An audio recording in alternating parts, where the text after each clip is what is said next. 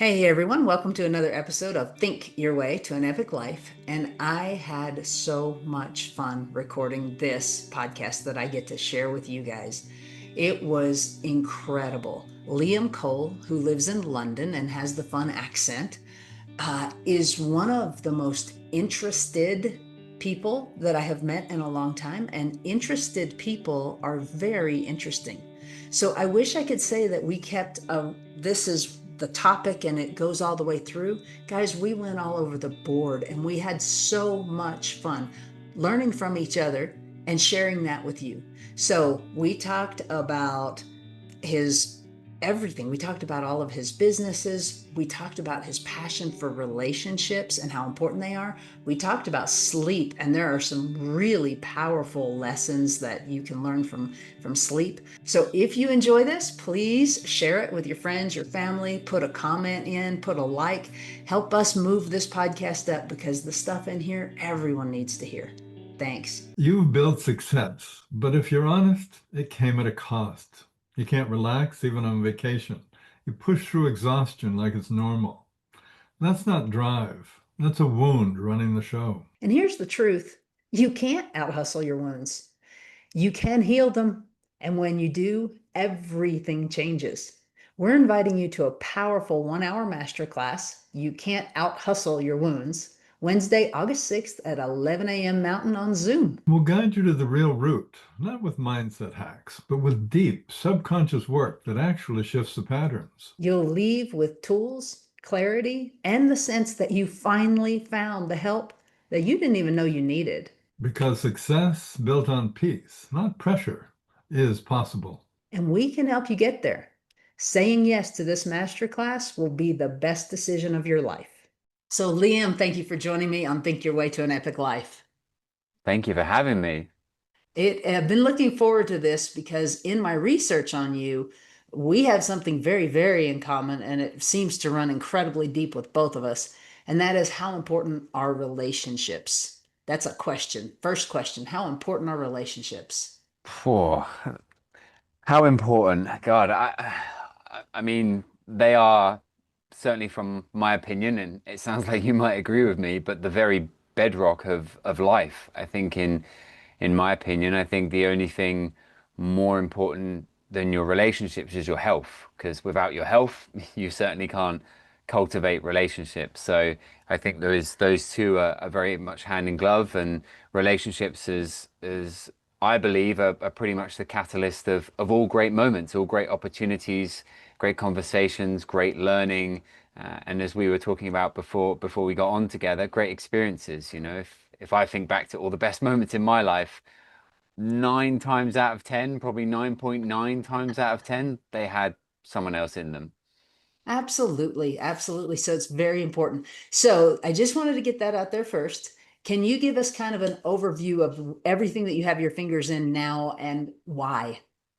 Yeah, sure. So my main day today is I'm part of the leadership team and a shareholder for an agency here in London. We're called Poppins after we think Mary Poppins, and we are a brand marketing and digital agency. So in essence, we build brands, we transform brands, we create marketing campaigns, build digital products for many well-known global brands from the Wall Street Journal to brands like L'Oreal. We do a lot of exciting and fun creative stuff there. I head up growth for that business, so I'm always looking at new opportunities, partnerships, expansion. And then personally, I sit on the board for a few companies, a couple of companies in the wellness space. One is a wellness festival, another is a sleep brand, which is very new and I'm incredibly excited by. And then the other one is a concierge company, and that's my background actually. I spend a lot of time in luxury concierge. So yeah, those are the things that certainly keep me very occupied and very happy every day. My goodness, I think we're going to have 4 or 5 different podcasts to get it all in. I I'm mean, in. it's I'm right I'm on, here. right on. Okay. So where did you come to the realization that relationships are the bedrock and they are so important? That's such a great question. I think for me the realization was when I was when I was in school, I was never any good at school. It wasn't because I was a bad pupil. I wasn't troublesome or anything like that. I purely struggled with learning. I could never quite click with it. And as such, I left school quite young.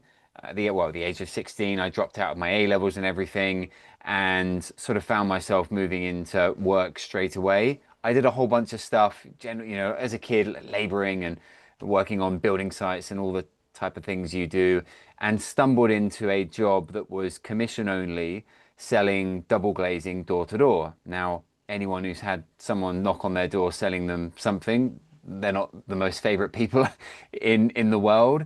But it was at that moment that I realized while in school, I may have had very little skill, and I found myself to struggle to find out actually what was I good at, what did I enjoy. I found myself to have a skill in building rapport. So actually it started as that before relationships. I was somehow able to keep people engaged when I knocked on their door, to make them smile or to open a conversation up, and to kind of rewrite the oh my God, it's someone knocking at my door trying to sell me something, get lost narrative. And that was for me the area where I immediately thought, oh, I'm quite good at this. Let's lean in more. And that's really been the catalyst to move me into, the understanding that relationships are everything. Because quite frankly, I was never a good salesperson. I wasn't good at all the sales techniques they taught me, but I could build rapport, and that allowed me to build trust. So although I might not have sold anything there and then, I was pretty confident that when I came back in a few months or a year, I could knock that door and they would remember me, or at least I could move the conversation along. And that's really been a mindset that I've carried through my career is build the relationship first and opportunities will always follow. Oh my gosh, that's so true. It is so true. Literally, when I look back across my lifespan, it's always been relationships that have taken me to the next level. Jim Rohn is very famous for saying you become like the five people that you spend the most time with. Yeah. And that is true. If for those of you listening, think about the five people you spend the most time with and approximate in your mind what do you think that they make for a living. And then you take it, you add it, and then you divide it, and then you figure out how much they average. And your income is going to be within $5,000 of theirs most of the time. Your Yeah. weight will be similar to theirs. Your habits, you become like the people that you're around. We're just so easily influenced. And so, how do you pick the relationships that you really pour into? Wow. That's also hard because I have to be very open with you and say I am a people pleaser, and I'm doing my best to balance that because I want to make everyone happy, and I want to do my best to help everyone, and I am a non-conflict person. I immediately see how do I resolve a situation, because quite frankly no one ever wins an argument. No one walks away happy from an argument. So that's a challenge because time is precious, right? And we all only have so much time available to us, no matter how much we optimize and improve. So I think for me, it's more of a gut feeling that gravitates me towards certain people. And certainly now at the age of 36, I'm very clear on what I like, what I don't like, what I'm interested in, those pieces. So I can immediately pick up in a conversation with someone if they align and click in the same way. So while I'm always building relationships with new people, and that's my thing, my greatest currency is connections. Uh, Outside of that, my friendship group is very tight. It's not dozens and dozens of people. It's a small handful of very close, very tight friends. Then there's sort of a circle beyond that, which are, close connections. Maybe they're childhood friends. We're slightly different now, but they're good buddies, good pals. Then beyond that is sort of everyone else, and that's more of a, because that's my thing, relationships. I'm always sort of growing that circle, but the inner circle stays quite tight, so that who I'm surrounding myself with are people that fill me up, right, rather than drain my cup. Right, right. I think so often that people like yourself who have climbed the ladder of success try to drag everyone up with them that doesn't really want to come. They, Yeah. they they're happy where they are. They don't really want to climb that ladder, but you don't want to let them go. And so, what advice do you have for people about that? That's a really tough one because I think, hmm. It's taken me some time to realize that not everyone has the same desires, and I still struggle sometimes when, say, someone close to me doesn't aspire to do more, or doesn't aspire to push themselves or learn something. And I've actually come to realize with age, and I appreciate I'm not, 80 years old, but still enough years of wisdom is that actually there's also something quite lovely in that they're content, and they're happy, and not everyone has to move mountains in life. So I think that an acceptance of that, rather than trying to push or drag people along with you, certainly don't drag them kicking and screaming if they don't want to come along. Equally, if you're able to inspire and motivate those around you to take a jump or do something else or improve their life in some way, and that doesn't, what we're talking about here is not just financial. We could be talking about health related or making some move in life that improves their experience.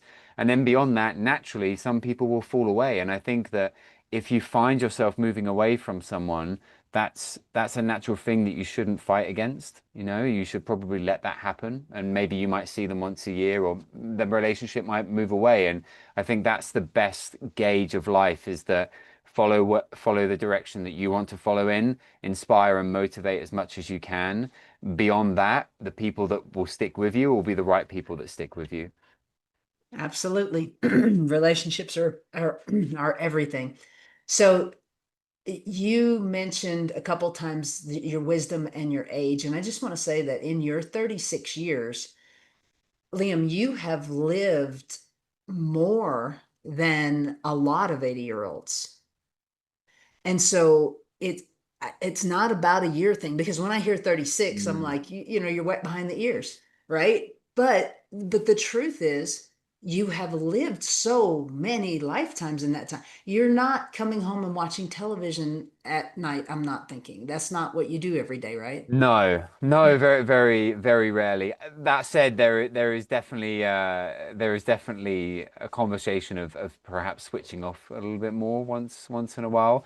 That said, I think when you it's might sound cheesy to some people, but when you love what you do and when those things give you energy every single day, why would you want to switch off from them? Because it's not taxing in any way. It's enjoyable and exciting.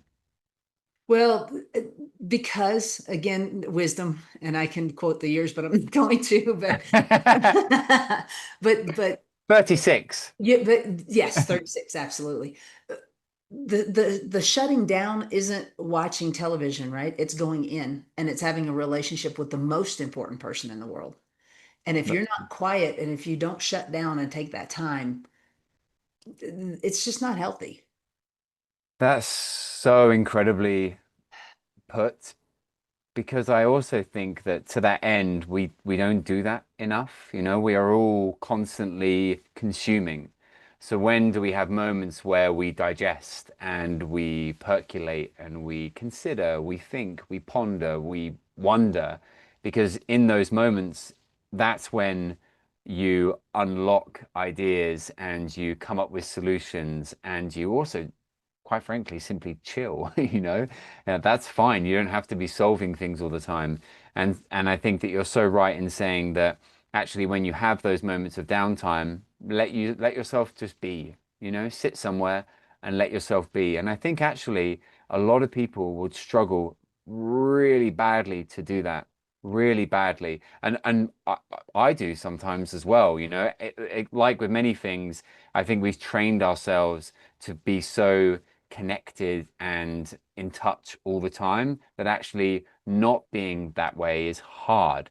That said, when you do it, it's bliss, and you have a moment you can just sit in an armchair, maybe watch the world go by for a little bit, and before you know it, maybe an hour's gone by or 2 hours, and it's so enjoyable, yet we don't allow ourselves that time.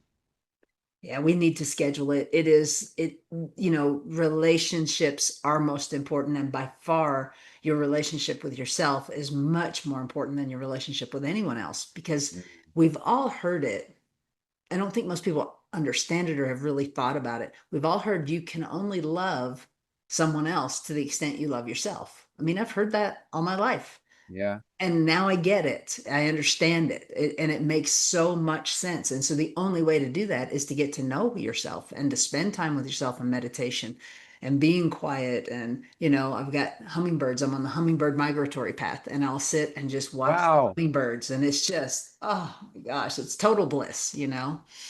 Incredible. Yeah, nature is a wonderful way of doing that, right? Because you have you have the most beautiful form of entertainment right in front of you, life. Right. Yeah, it's wonderful.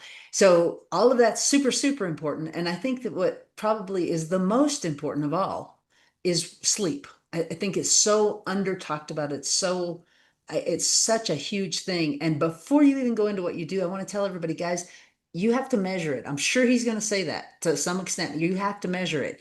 I have an Aura ring, and that has helped me immensely. What are you doing?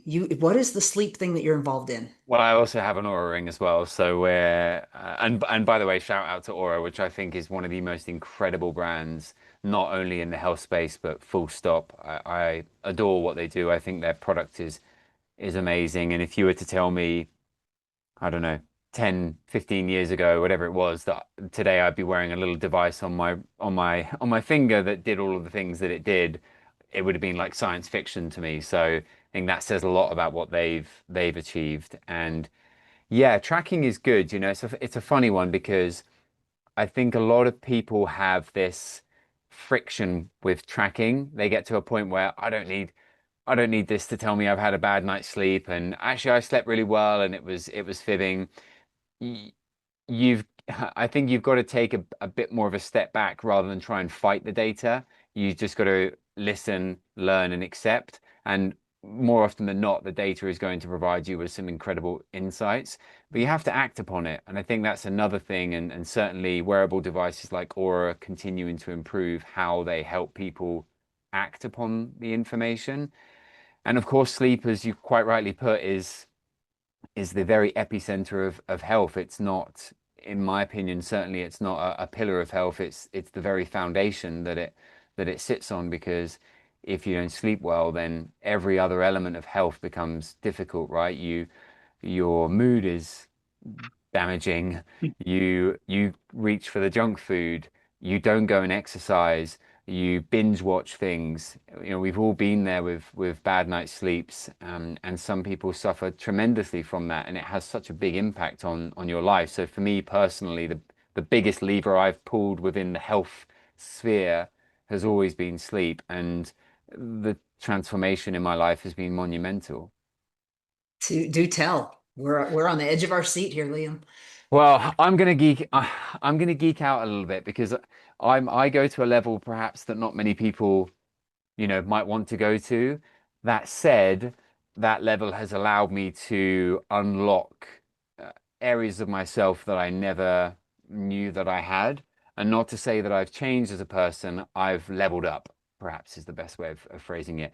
And the excitement I get from not only sleep, but health in general is the mindset that I keep looking upwards and thinking, oh, I wonder if I could be a bit better. And then I get there and I look upwards again and I think, God, maybe there's another level, and you keep jumping. And it's not an unhealthy obsession. It's my God, I feel better and happier and I can be a better human being for myself first and foremost, but then those around me.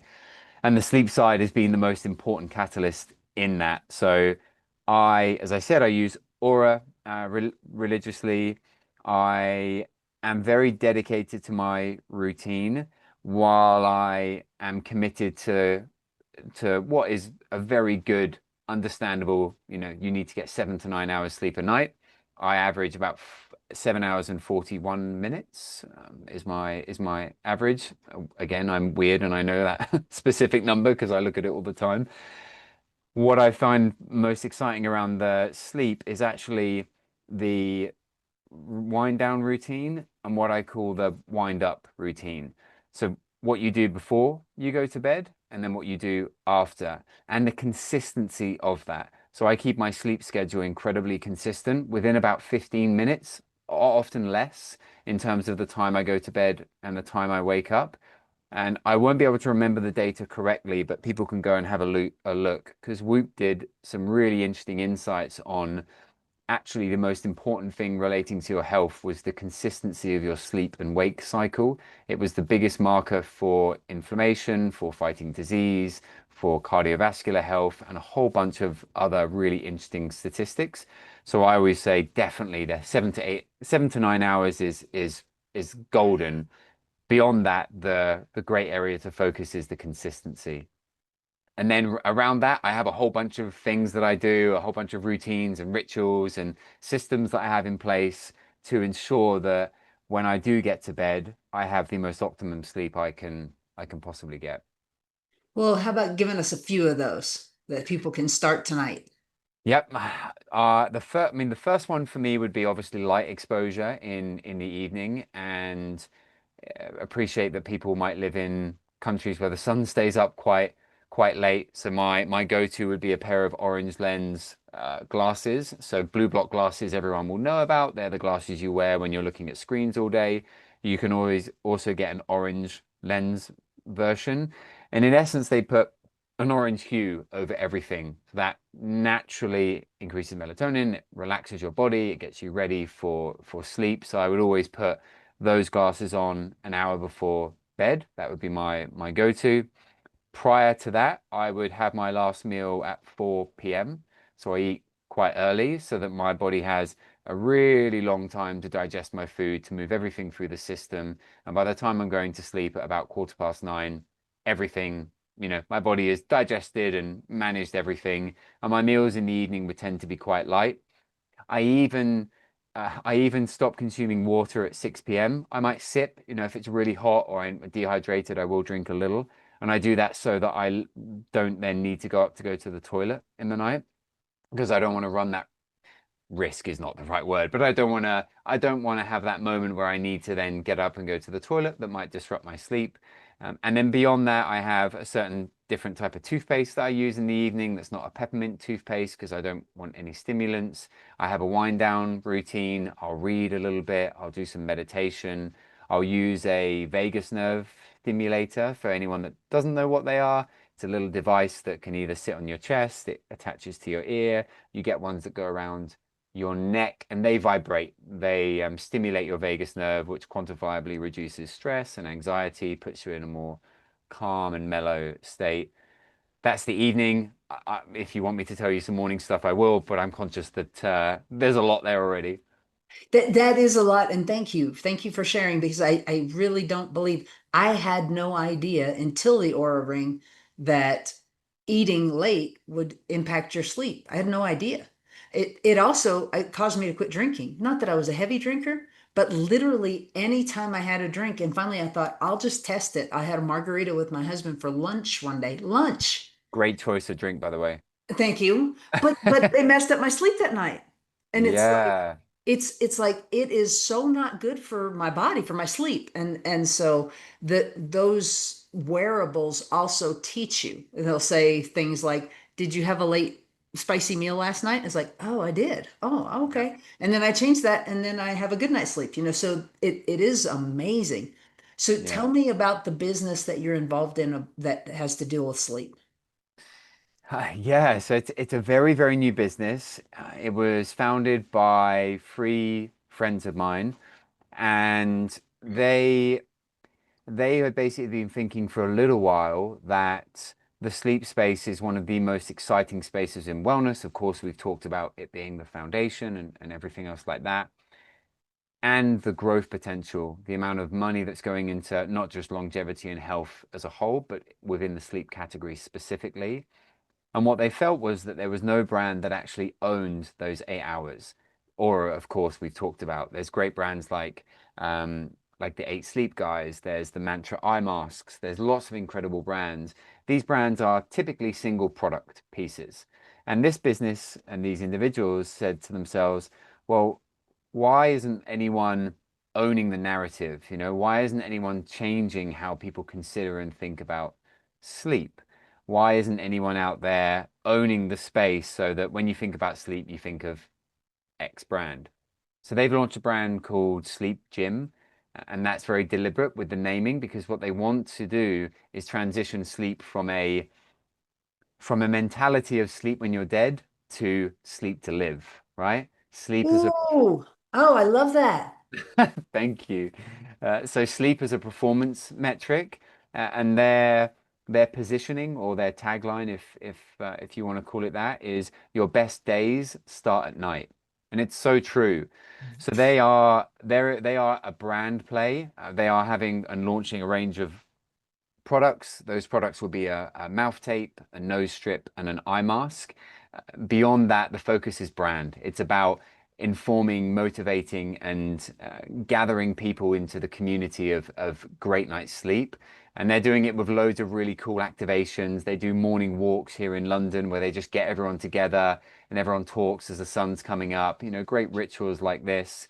They do incredible activations and experiences around some of the sporting events here as well in London, and they use a lot of interesting copy, things like, you know, are you good in bed? And I went deep last night, and really interesting phrases that they're really sort of, you know, they're playing on things a lot to bring people in. So it's a brand that I'm beyond excited about, obviously, given my love of sleep.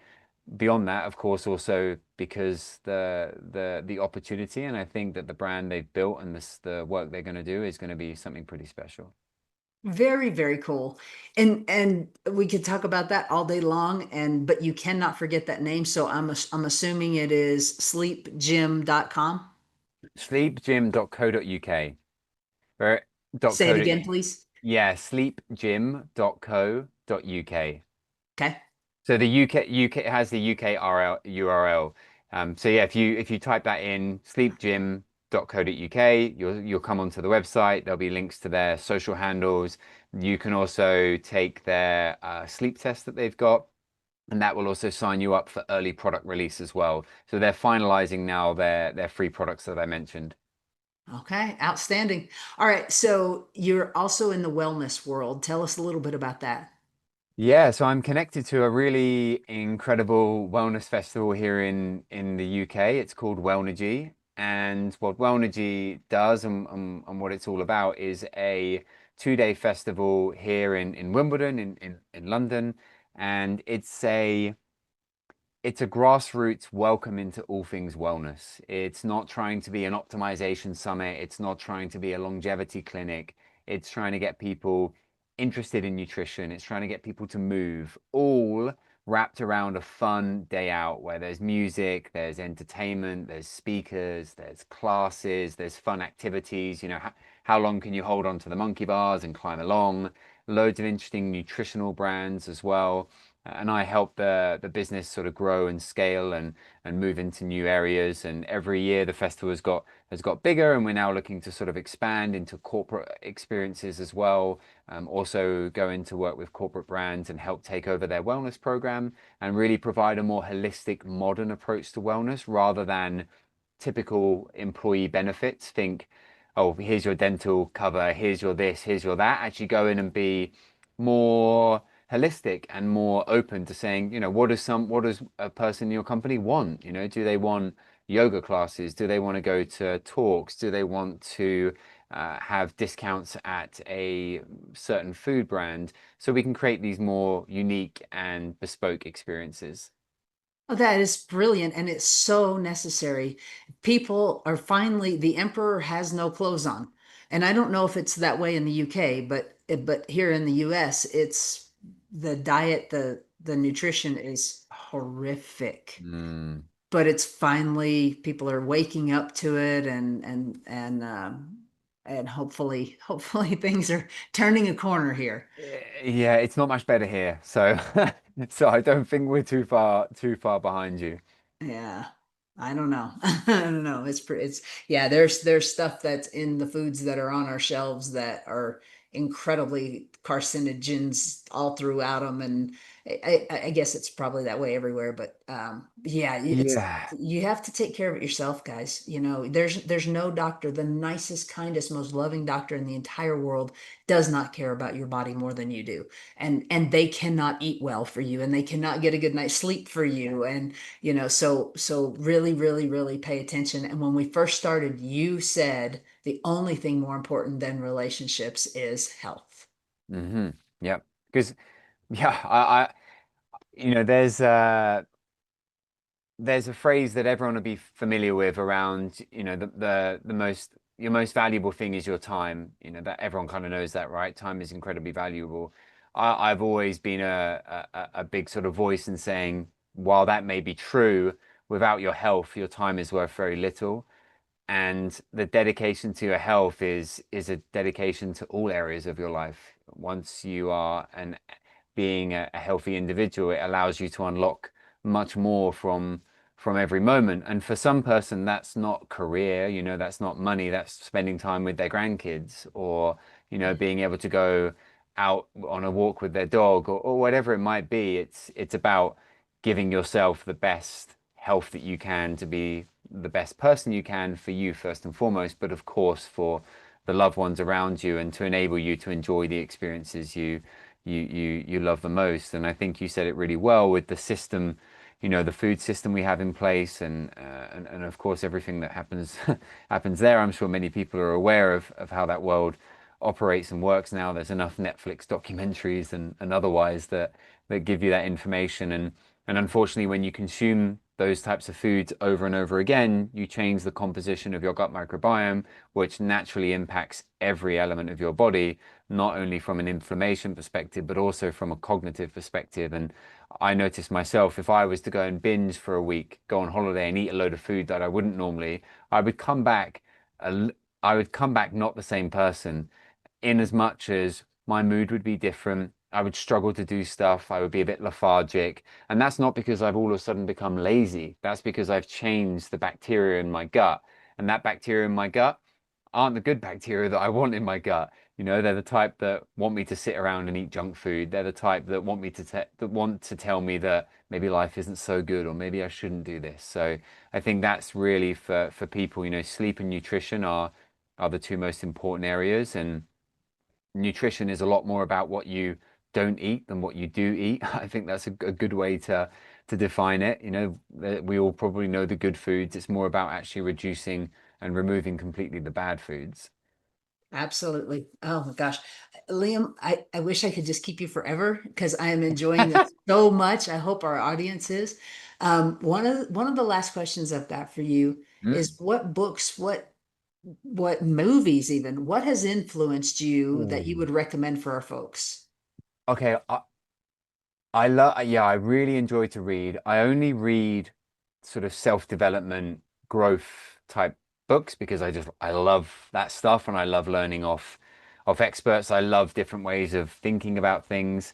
One of the books I've read most recently that I adore from a relationship building perspective is called Unreasonable Hospitality.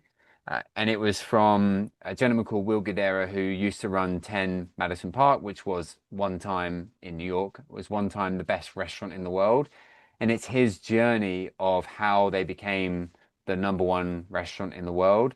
And they did it through this philosophy called unreasonable hospitality, which in essence was a level of customer service and experience that went beyond expectation. Think surprise and delight times 100, you know? And I love how they think about things before people have even considered them, or they've overheard a conversation at a table and they've run people out the restaurant and got a load of stuff and created something for them in the moment because they knew it was important, all the way down to when someone arrived at the desk, they asked if they parked close by, and if they did, they asked for the registration, and they ran down and put some extra money on the car just to make sure. You know, it's touches like this that are so easy, are so simple, that don't always cost the world, that have such an impact on people. And it's something that I'm very passionate about, that we're very passionate about at Poppins as well. And we instill in a lot of the things that we do is to listen and then to drop in incredible moments that make people feel special, because that's it's a lovely thing to do. You know, it is so lovely, and I had someone that worked with me for a while, and she was so good at this. And I called her the noticer because she would Oh, wow. notice like every so it was so intense that she went to go talk to someone on my behalf. And I got an email from them the next day saying, thank you. How did you know my proclivity to da da da da da? She noticed what he was drinking. She noticed how much sugar, where he got his coffee, how much sugar he put in every, and had it delivered to him the next day. It from me, and I knew nothing about it. And I'm like, oh my gosh, what a skill! I mean, Incredible. what a skill! And so that's what the Poppins whole deal is about. And you train people to be nice. Yeah, well, Oh, yeah, I mean, that's basically a part of the service that we provide, you know. As an agency, our day to day is to deliver branding and creative work and marketing campaigns and all the things that I mentioned before.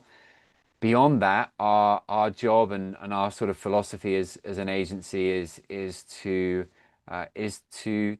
give people and allow people the moment of magic. You know, our brand positioning is Seek Magic, and we aim to give people those little moments of surprise and delight, whether it's overhearing something they said about a good story actually around this is I had a meeting with a gentleman, and he mentioned to me that he had a new house and he had a fire in that house. I was talking to him about the fact that I grew up on a farm here in the countryside in the UK, and you know I was around fires and all that type of stuff. And he said, "Oh, I've got a new house, and I've got this fire in it. And every time I try and light the fire, it goes out. I'm no good at it, no good whatsoever. So I've given up on it."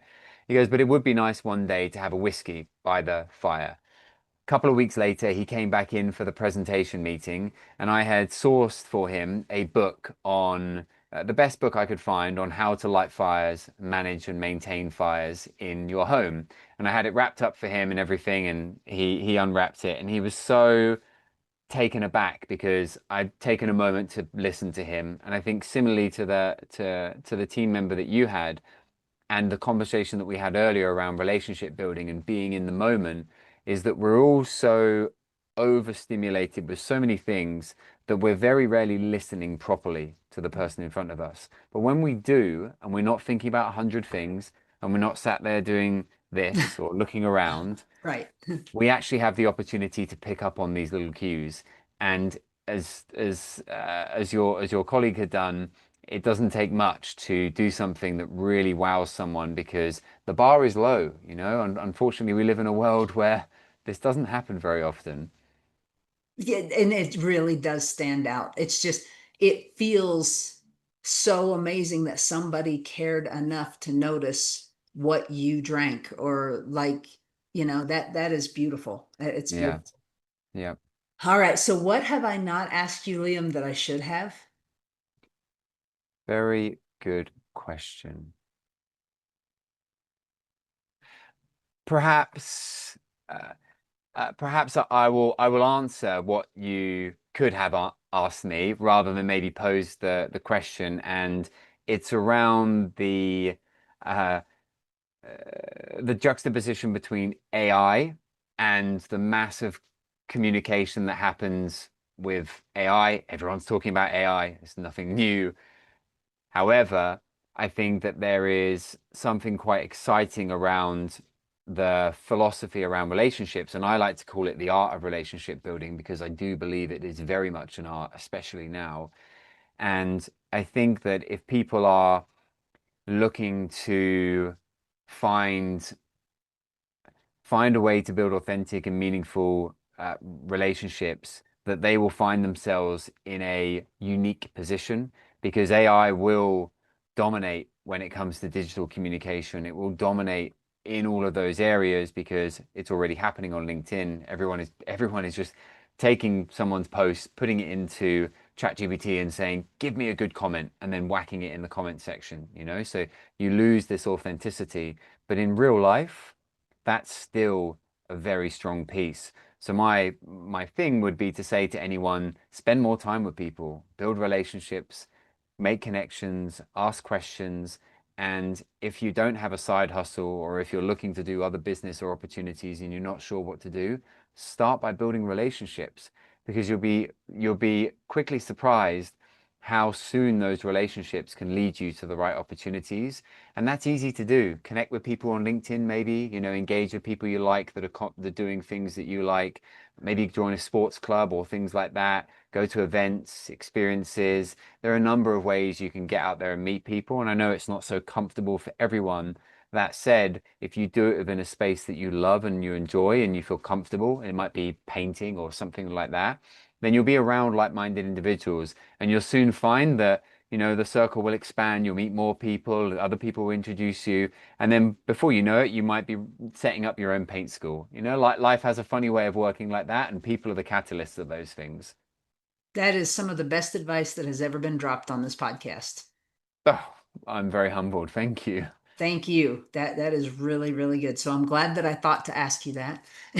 I'm glad that I could think of it, because it was such a good question that I wanted to make sure I answered it with something of equal measure.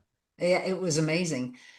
So you are on Think Your Way to an Epic Life. What are some tips you can give our folks to think their way to their own epic life? Well, I think the first piece I would say is to think well. You should focus on your health, to unlock the best mindset. Double down on your sleep. Think about ways that you can improve your sleep. Little things, take your phone out of the equation. You can find loads of great YouTube videos online of, people that have got great sleep routines and lots of stuff like that. People that have probably got better routines than me, and you can pick out what you can do and can't do. But I would say that's a great place to start to unlock your thinking capacity. Then you focus on nutrition. What you put in your body is going to impact how you think. Reduce processed foods, reduce sugars, increase whole foods. Try bringing your eating window forward to improve your sleep.